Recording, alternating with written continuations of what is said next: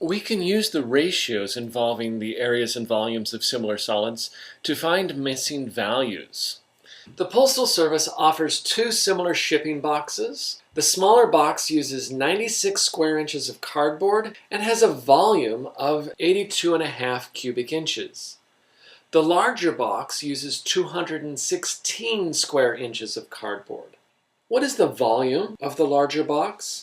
There are 4 steps that you go through in problems like this, and if you do them one at a time and show your work, these problems are really easy to do.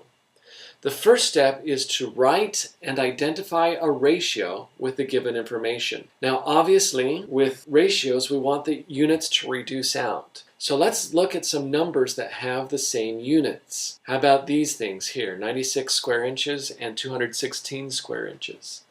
Let's go ahead and write a ratio with those two.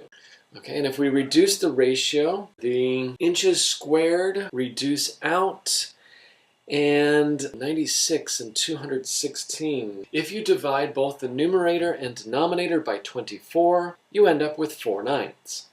So here's the ratio that we wanted to write, and notice it is always in lowest terms. Now the question is, what ratio is that? Is it the scale factor? Is it the area ratio, or is it the volume ratio? And the units are the key to that, inches squared. Inches squared are a measure of area. So this is an area ratio. So now we have a ratio written. Our next step is to find the scale factor. Step 2 is always to find the scale factor. Always find the scale factor, because both of your other ratios are based off the scale factor. We have our area ratio, but we need to take that down to the scale factor, and the way we do that is by undoing that square. And of course, how do we undo a square? With a square root. So we'll take the square root of both sides, and that should give us the scale factor. What is the square root of 4? 2.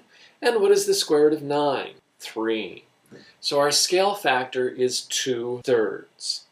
So now that we have the scale factor, we can move into step 3. And this is where we start looking at what the actual question is looking for. And that is what is going to tell us what ratio we need. So let's take a look at our question. Our question is asking for volume. Okay, so we need to write the volume ratio. Well, if A over B is the scale factor, then the volume ratio is A cubed over B cubed. So we'll cube 2 and 3 to get our volume ratio, which is 8/27. So now our fourth and final step is to write a proportion and solve it. So obviously we are going to be using the ratio that we just wrote in step 3 as one of the ratios in the proportion, and the other is going to be the volumes that we know and are looking for. So notice that the 8 is aligned with the volume of the small box, and the 27 is aligned with the volume of the large box. We can now use the cross products property of proportions. So 8 times the volume of the large box is going to equal 2,227.5 cubic inches. And then if we divide both sides by 8, the volume of the large box is actually 278 and 4,375 10,000ths cubic inches. Boom, we're done.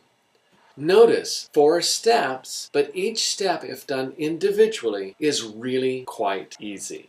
So remember, the exponent on the units will help you find the corresponding ratio.